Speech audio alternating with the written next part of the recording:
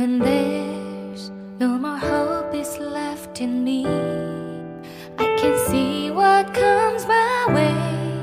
Halo, Assalamualaikum warahmatullahi wabarakatuh.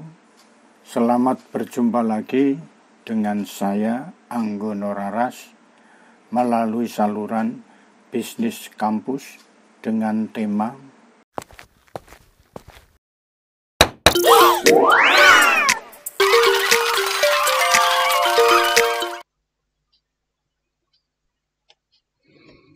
Halo rekan-rekan semuanya.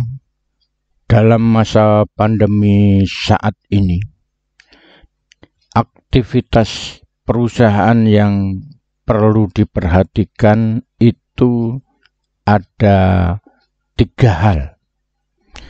Yang pertama, pentingnya pertumbuhan berkelanjutan, di mana berinvestasi kembali dalam masyarakat membuka peluang pertumbuhan baru.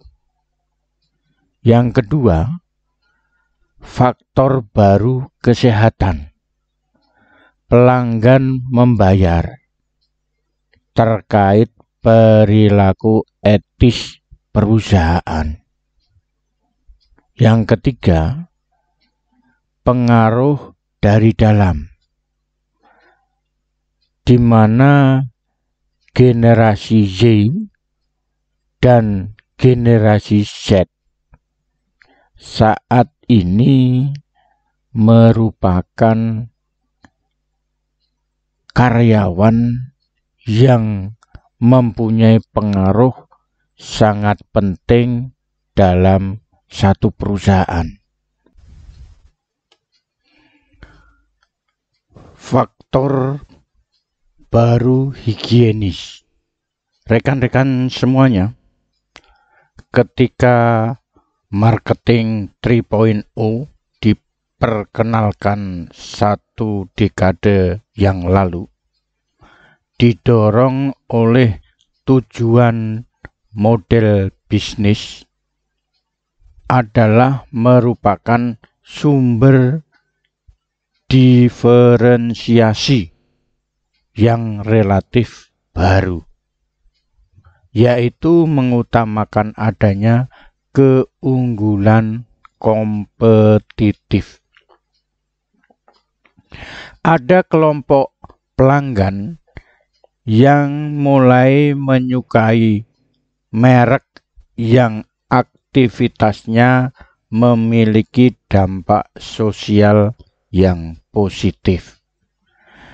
Beberapa perusahaan mulai melakukan pendekatan dengan strategi bisnis ini melalui kegiatan yang berpusat pada manusia, seperti yang dilakukan oleh PT Angkasa Pura II dan PT Angkasa Pura I, merupakan perusahaan BUMN yang telah menerapkan faktor baru higienis dalam pelayanan kepada pelanggannya. Mereka telah menerapkan protokol kesehatan dengan baik bagi penumpang yang akan bepergian menggunakan pesawat terbang. Beberapa solusi untuk masalah kemasyarakatan tertanam dalam bisnis mereka, memungkinkan pelanggan untuk ikut melakukannya. Tantangan terberat umat manusia pada saat yang sama adalah peluang bisnis. Rekan-rekan semua, saat ini tren kemanusiaan telah menjadi arus utama. Ribuan perusahaan telah memberikan fokus khusus pada sosial dan dampak lingkungan mereka. Bahkan secara aktif menggunakannya sebagai sumber inovasi utama. Banyak merek telah setia mengikuti pola kesehatan melalui promosi gaya hidup sehat. Kegiatan tersebut adalah meminimalkan kegiatan yang tidak ramah lingkungan, melakukan perdagangan yang adil dengan pemasok pasar negara berkembang, memastikan praktek ketenagakerjaan yang baik, serta membangun kewirausahaan kelompok UKM. Rekan-rekan semua, bagi perusahaan yang tidak didukung oleh visi, misi, dan nilai-nilai, maka merek tersebut tidak memiliki lisensi untuk bersaing. Perusahaan yang gagal memasukkan praktek yang bertanggung jawab dalam menjalankan risiko akan diabaikan oleh calon pelanggan. Pelanggan semakin banyak melakukan keputusan pembelian berdasarkan persepsi mereka tentang perilaku etis perusahaan.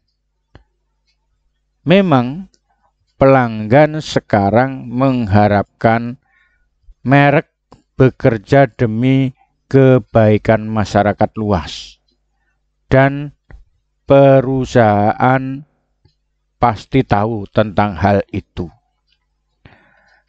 Selanjutnya, adanya kampanye hentikan kebencian untuk untung mengakibatkan banyak perusahaan seperti Microsoft, Starbucks, Pfizer, Unilever, dan ratusan perusahaan lainnya berhenti beriklan di Facebook. Hal ini menunjukkan bukti dari pentingnya aktivitas perusahaan. Rekan-rekan semua, merek harus mengembangkan dan memelihara, tidak hanya mengeksploitasi pasar masuknya yang mereka lawan. Dengan kata lain, bisnis dianggap bertanggung jawab untuk menumbuhkan tidak hanya nilai pemegang saham jangka pendek, tetapi juga nilai sosial jangka panjang. Adanya internet, perusahaan berada dalam pengawasan tetap dan lebih mudah bagi pelanggan untuk memantau aspek etika bisnis.